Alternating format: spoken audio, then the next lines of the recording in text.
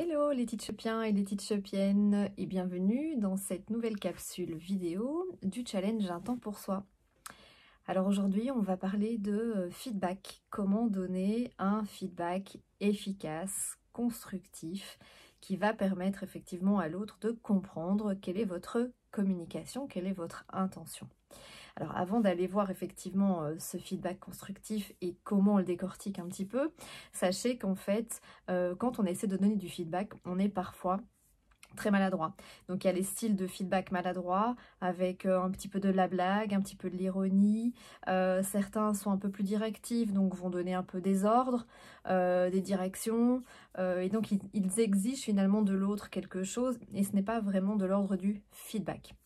Et puis vous avez aussi les non-feedback, les absences totales de feedback, c'est-à-dire qu'il y a des non-dits, je n'ose pas dire par peur de finalement la réaction de l'autre, et du coup ça rumine, mais on reste dans une situation qui n'est pas ok par rapport à l'action, à l'activité, à la communication.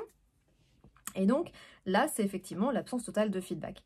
Donc ça c'était aussi à vraiment bannir par rapport à une bonne relation.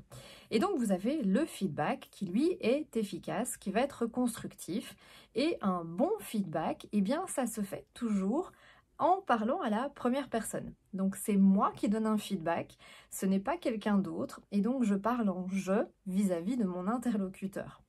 Et on va utiliser pour ce faire un outil qui est très fréquemment utilisé entre autres dans les entreprises, qui est le DESC, donc D-E-S-C, et que je vais vous redonner en quelques exemples. Alors, le D, c'est pour décrire une situation, décrire un fait, décrire quelque chose qui est objectif, quelque chose qui est observable. Donc, je décris une situation concrète, d'accord? Donc ça, c'est le D du DESC. Le E, c'est j'exprime finalement comment je me sens par rapport à cette situation. J'exprime ce qui se passe au niveau ressenti par rapport à la situation ou la non-situation ou la non-action. Donc ça, c'est le E du DESC. Le S, c'est je viens effectivement avec des solutions auxquelles j'ai pensé. C'est ça le côté constructif finalement du feedback, c'est que je ne viens pas juste critiquer, me plaindre ou donner juste une info, je viens aussi avec des pré-solutions auxquelles je me suis dit, tiens, ça pourrait être bien si on arrivait à mettre ça en place, à mettre ça en action. Donc je viens avec ces solutions-là.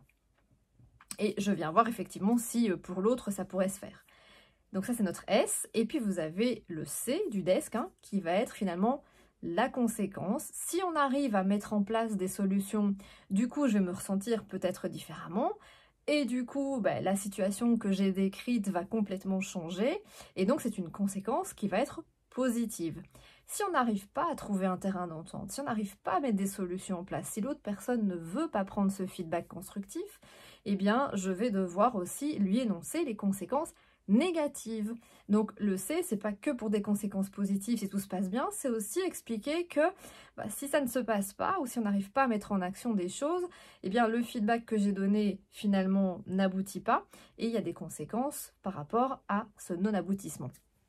Donc, voilà l'outil du DESC. Alors je vous invite à essayer effectivement cet outil. Si vous avez une demande difficile à faire auprès d'un de vos collaborateurs, auprès d'un collègue ou que sais-je, même auprès d'une personne de votre entourage, eh bien vous avez l'occasion de préparer votre DESC. Donc je décris la situation, j'exprime mon ressenti par rapport à la situation, je réfléchis à des solutions et donc je viens effectivement apporter certaines solutions et on peut en discuter. Et je nomme aussi les conséquences si on arrive effectivement sur quelque chose de positif, les conséquences si on n'arrive pas à le faire sur quelque chose de plus négatif. Donc voilà pour cet bel outil dans un bon feedback constructif. Je vous souhaite de bons exercices sur le feedback. N'hésitez pas à commenter cette vidéo, à la liker et à la partager. Je vous dis à très vite.